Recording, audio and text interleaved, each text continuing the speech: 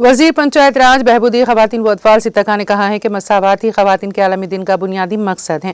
Hyderabad city police की जानिब से हफ्ते की सुबह पीपल्स प्लाजा में मुनक़दा रन फॉर एक्शन 2025 इवेंट में मेहमान ख़ुसूसी के तौर पर खिताब करते हुए सितका ने ख़वातीन को बाइख्तियार बनाने और ज़िंदगी के हर पहलू में सनफ़ी मसावात की अहमियत पर जोर दिया।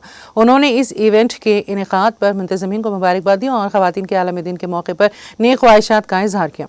सितक्का ने कहा है कि हर फर्द को ज़हनी और जिस्मानी तौर पर मजबूत होना चाहिए। उन्होंने याद दिलाया है कि वो ख़वातीन जो कभी समाज में नज़रअंदाज की जाती थी, उन्होंने अपनी जायज़ मुकाम के लिए मुसलसल जद्दोजहद की है।